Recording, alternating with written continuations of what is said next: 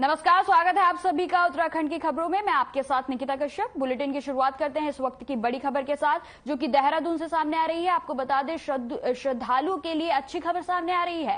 केदारनाथ धाम में पंजीकरण पर लगी रोक खत्म।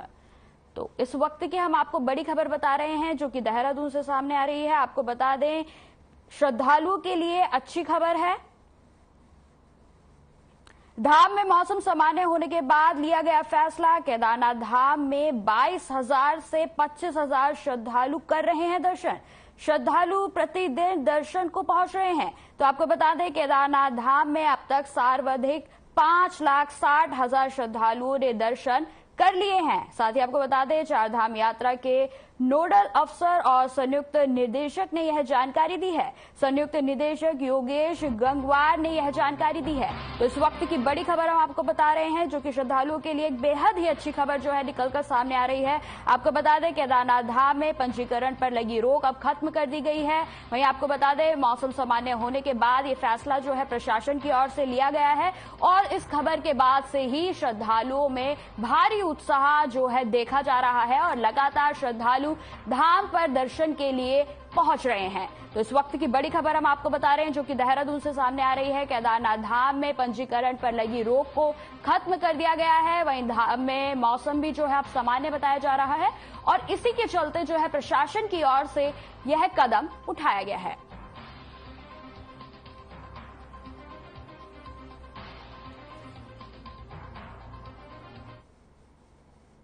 विश्व महामारी स्वच्छता दिवस के अवसर पर सीएम आवास स्थित मुख्य सेवक सदन में कार्यक्रम का आयोजन किया गया। इस मौके पर मेरी सहेली सैनिटरी पैड वेडिंग मशीन का भी शुभारंभ किया गया। आपको बता दें, कार्यक्रम में मुख्य अतिथि के तौर पर महिला सशक्तिकरण और बाल विकास मंत्री रेखा आर्या ने शिरकत की। साथ ही कैबिनेट मंत्री गणेश जोशी की अध्यक्षता में कार्यक्रम का आयोजन किया गया। वहीं मौके पर बड़ी संख्या में छात्राएं और महिलाएं मौजूद रही। आपको बता दें, कार्यक्रम में काफी लोगों ने जो है वो हिस्सा लिया। उत्तराखंड सरकार की किशोरियों और महिलाओं के स्वास्थ्य स्वच्छता के लिए रचनात्मक पहल की गई है। इस मौके पर मंत्री रेखा आर्य ने कहा कि आज हमारी सरकार महिलाओं के लिए बहुत कार्य कर रही है।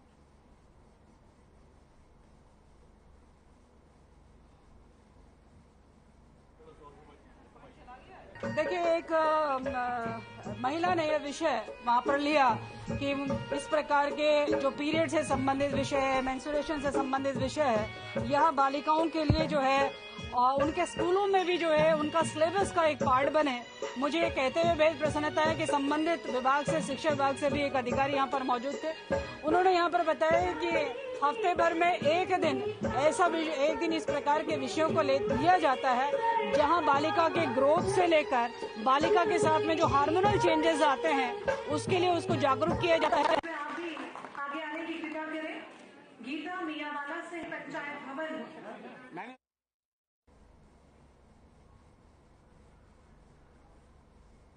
खबर देहरादून से है, जहां प्रदेश के कृषि और कृषक कल्याण मंत्री गणेश जोशी ने बताया कि उत्तराखंड राज्य अपनी प्राकृतिक खूबसूरती की वजह से पर्यटक यहां घूमने आते हैं। विभाग में हार्टी टूरिज्म को विकसित किए जाने की आवश्यकता है, जिस और विभाग के विभिन्न उद्यानों को विकसित कर हार्टी टूरिज्म से जोड़ने के प्रयास किए जा रहे हैं। मंत्री ने यह भी बताया कि राज्य में आने वाले पर्यटक बागवानी के विभिन्न गतिविधियों और तकनीकों से भली भांति अवगत हो सके। इस क्रम में जनपद में पुष्प प्रखंड और वनस्पति की भी जो है देखा जाता है। आपको बता दें, बैठक में 2,83,00,000 की परियोजना को स्वीकृति प्राप्त की गई है। इस परियोजना को देहरादून में सैन्य धाम के निकट राजकीय भूमि पर स्थापित किया जाएगा। मंत्री गणेश जोशी ने यह भी बताया कि इस परियोजना को पौधों की एक विस्तृत श्रृंखला का संग्रह, कृषिकरण, बागवानी की नवीनतम तकनीकों, संग्रहालय, ओपन थिएटर, तरह तरह की आकृतियों, पुस्तकालय, कैंटीन, आकर्षक झरने और पर्यटक स्थलों की जानकारी के साथ साथ पौधों का संरक्षण और विभिन्न नवीनतम औद्योगिक तकनीकों को प्रदर्शन किया जाएगा।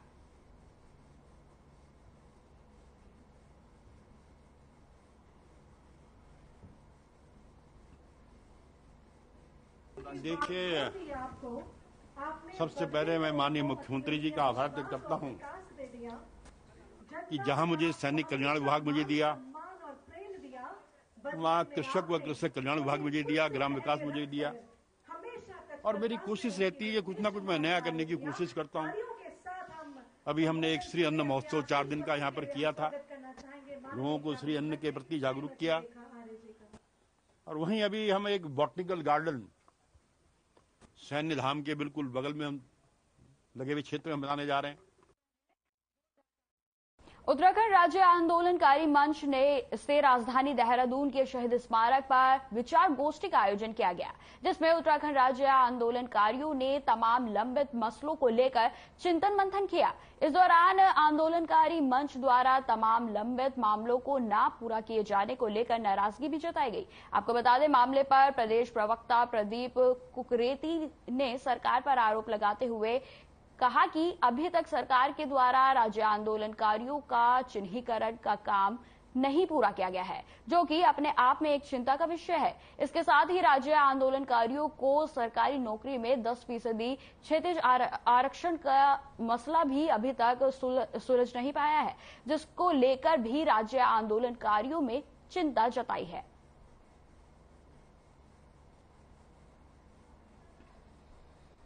देखिए, उत्तराखंड राज्य आंदोलनकारियों के लगातार हम लोग जो है इसके लिए मीटिंगें कर रहे हैं, बैठक कर रहे हैं, वार्ता कर रहे हैं, लेकिन मैं देख रहा हूं कि जिला प्रशासन और शासन की हीला हवाली के चलते कई बार हम माननीय मुख्यमंत्री से मिल चुके हैं, लेकिन लगातार जो हमारे जो लंबित मामले हैं उनका निस्तारण नहीं किया गया है, जो हमें स्वयं भी अच्छा नहीं लगता कि अब 23 साल बाद भी हम लोग जो है चिन्हीकरण की मांग को लेकर लामबंद है।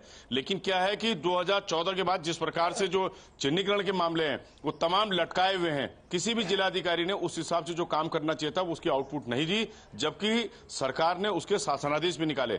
ऐसे ही 10% क्षैतिज आरक्षण है, 10 साल से वो लंबित पड़ा हुआ है।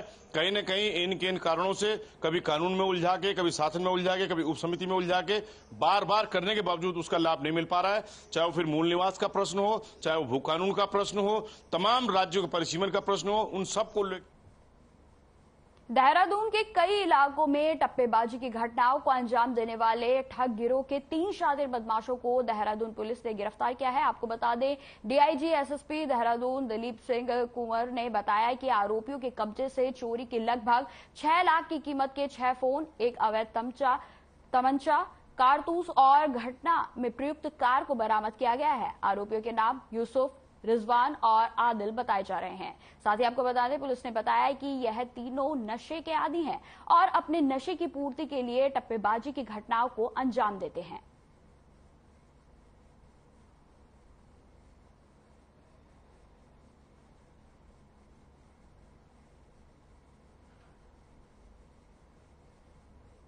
पच्चीस तारीख और 25 से 27 तारीख के बीच में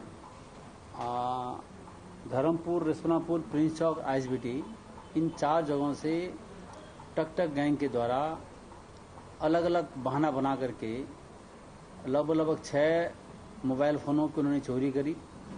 और जैसे हमको धर्मपुर वाली जानकारी मिली तो तत्काल मैंने उसी दिन टीम गठित करके हमने इसमें काम करना शुरू कर दिया था।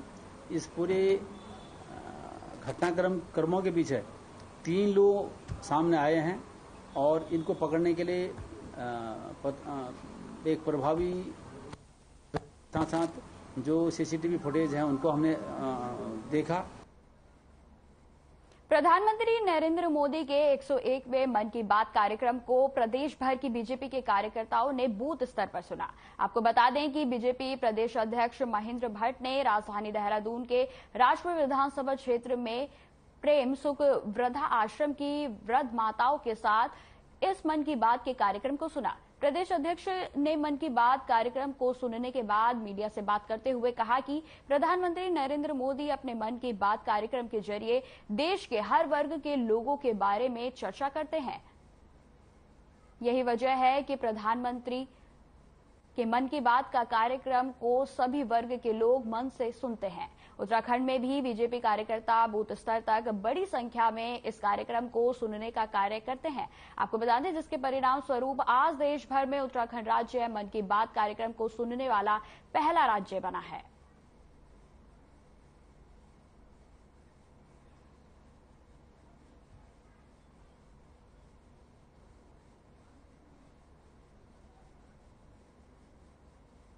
कुछ खास बातें रही होंगी। देखिए, मन की बात का कार्यक्रम हर माह के अंतिम रविवार को होता है। प्रधानमंत्री जी अनेकों ऐसे विषय जो जिससे समाज के दूर दराज के वर्गों अछूते रहते हैं, उन विषयों की उसमें चर्चा करते हैं। बहुत से समाज जीवन में काम करने वालों को प्रेरणादायी भी रहते हैं। आज मैं 101वें एपिसोड के संदर्भ में जो प्रेम धाम वृद्धाश्रम है देहरादून में, उसमें मैं गया और काफ़ी बुजुर्ग बहन माताएं थी, कुछ विकलांग थी, उन साथ बैठकर हमने मन की बात को सुना और एक अच्छा जो कार्यक्रम के रूप में मैं कह सकता हूँ वहाँ पर ये रहा है। अभी क्योंकि अगले माह 25 जून को मन की बात का एपिसोड होगा, उसके अंदर महासंपर्क अभियान से हमने उसको जोड़ा हुआ है और उसी दिन आपातकाल भी है। तो आपातकाल का दिवस और मन की बात को एक होने के कारण हम लोगों के कार्यक्रम की 2 श्रृंखलाएं उस दिन बनेंगी और महासंपर्क अभियान में उस कार्यक्रम को और भव्यता स्वरूप देने का काम करेंगे।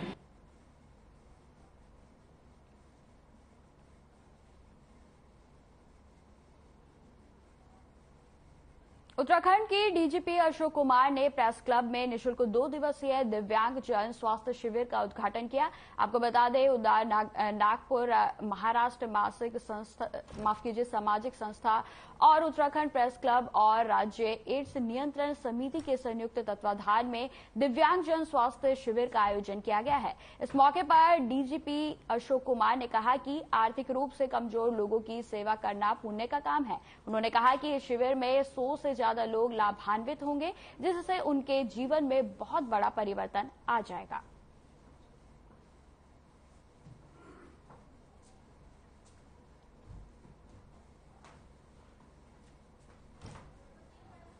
अच्छा कार्य है ये और बहुत ही पुनीत कार्य है, जिसको उद्धार संस्था नागपुर से आकर के कर रही है और प्रेस क्लब की भी बधाई का पात्र, जिन्होंने इसको फैसिलिटेट किया, जिन्होंने अपने कोऑर्डिनेशन से इतना बड़ा काम हो रहा है। अभी आकर के हमने देखा है कम से कम 100 से भी ज़्यादा लोग इसमें जो है इससे लाभान्वित होंगे, तो उनकी ज़िंदगी में तो बहुत बड़ा परिवर्तन आ जाएगा। तो ये सभी के सभी लोग बहुत बधाई के पात्र।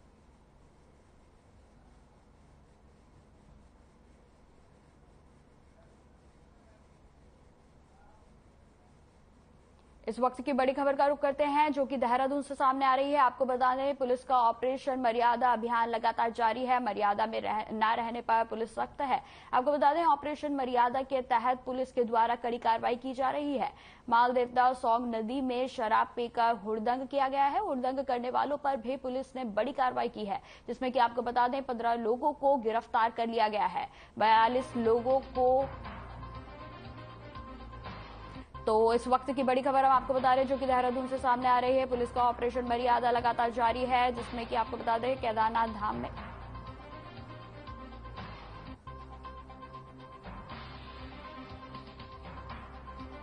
साथ ही आपको बता दें 58 लोगों पर हो चुकी है कार्रवाई। तो इस वक्त की बड़ी खबर हम आपको बता रहे हैं, जो कि देहरादून से सामने आ रही है। हुड़दंग करने वालों पर पुलिस ने सख्ती की है। आपको बता दें मालदेवता तो लगातार पुलिस के द्वारा जो है मर्यादा अभियान जो है जारी है और पुलिस लगातार लोगों पर सख्ती बढ़ा रही है, जिसमें पुलिस के द्वारा जो है कई तरह के चालान भी काटे गए हैं। वहीं हुड़दंग करने वालों पर भी सख्ती की गई है। आपको बता दें 15 लोगों को इसके चलते गिरफ्तार भी पुलिस ने कर लिया है। तो देहरादून से इस वक्त की बड़ी खबर आपको बता रहे हैं। मर्यादा में ना रहने पर देहरादून की पुलिस लोगों पर सख्त होती हुई नजर आ रही है, जिसको लेकर 15 लोगों की गिरफ्तारी पुलिस के द्वारा की गई है। वहीं आपको बता दें कई तरीके के चालान भी जो है पुलिस के द्वारा काटे गए हैं।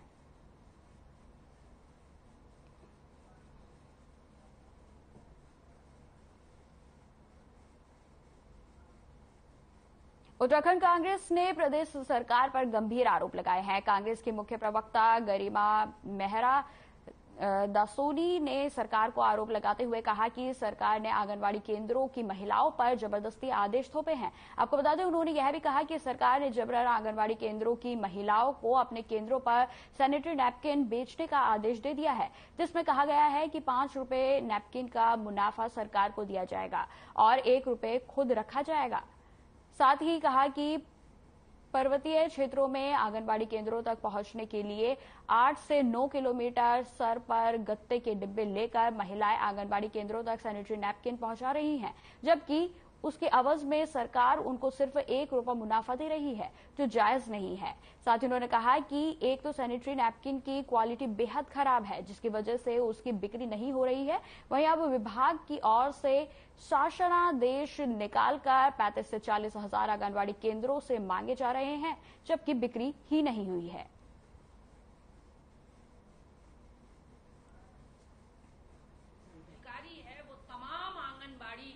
एक सम्मान समारोह मुख्यमंत्री आवास पर रखा गया था। प्रदेश के कोने कोने से आंगनबाड़ी की महिलाओं को गाड़ियों में ठूस ठूस कर जबरन लाया गया था। यहाँ उनको मात्र एक दर्शक और श्रोता बनाया गया। मंच पर किसी आंगनबाड़ी की कार्यकर्त्री को जगह नहीं दी गई और महिला एवं बाल विकास मंत्री भी और मुख्यमंत्री भी स्वयं चांदी का मुकुट पहनकर बैठ गए।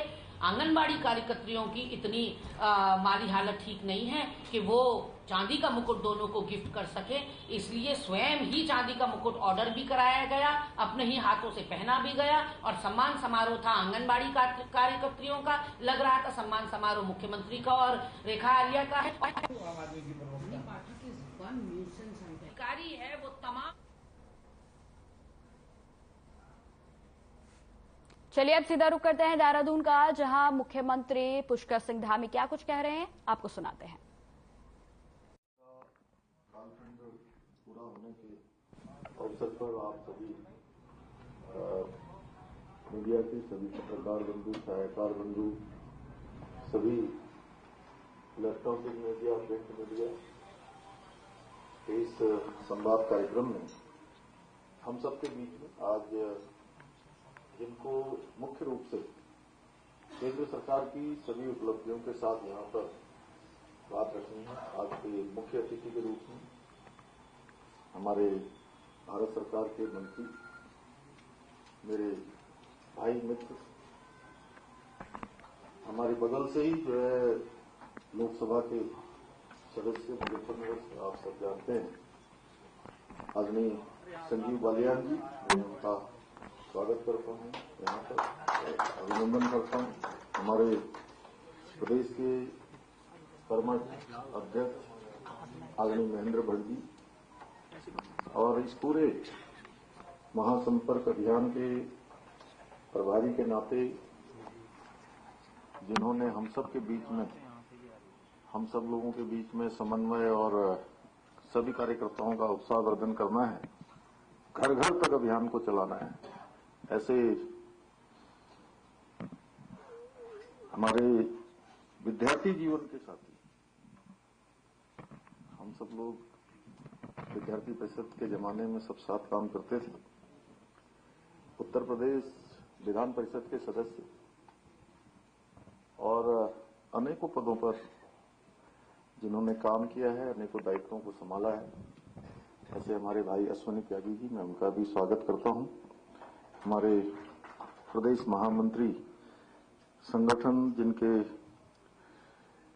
तमाम मार्गदर्शन में ये अभियान चलना है, श्री अजय जी, प्रदेश महामंत्री श्री खिलेंद्र चौधरी जी, आदित्य कोठारी जी, हमारे उत्तराखंड सरकार के मंत्री प्रेमचंद अग्रवाल जी, हमारे धर्मपुर क्षेत्र के विधायक श्री विनोद चमोली जी और हमारे मुख्य प्रवक्ता श्री सुरेश जोशी जी, दीप्ति रावत जी, मधु भट्ट जी, वीरेंद्र बिष्ट जी, हमारे इस कार्यक्रम का संचालन करने वाले श्री विनोद सुयाल जी एवं सादाब शम्स जी समेत सभी मीडिया विभाग की हमारी पूरी टीम, जिन्होंने आज इस कार्यक्रम में आप सबको आमंत्रित किया है, उपस्थित पत्रकार मित्रों एवं छायाकार बंधुओं, मैं सबसे पहले तो आप सबका इतनी बड़ी संख्या में, मैं देहरादून में आज इतनी बड़ी संख्या में पहली बार इतने सारे विभिन्न समूहों के मीडिया प्रतिनिधियों को एक साथ मिल रहा हूं, मैं अपनी ओर से आप सबका स्वागत करता हूं, सबका अभिनंदन करता हूं। जैसा आप सबको मालूम ही है कि हमारे देश के यशस्वी प्रधानमंत्री मोदी जी के 9 साल का कालखंड पूरा हुआ है और इस 9 साल का कालखंड, ये जैसा विषय लिखा हुआ है सेवा सुशासन और गरीब कल्याण को समर्पित रहा है।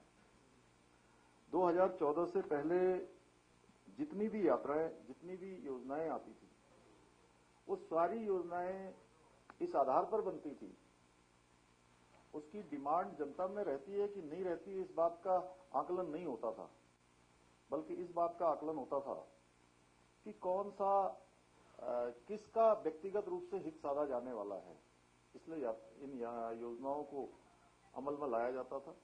लेकिन 2014 के बाद देश का कल्चर बदला, संस्कृति बदली और वो योजनाएं लाई गई जिन योजनाओं की वास्तव में देश की गरीब जनता को आवश्यकता थी।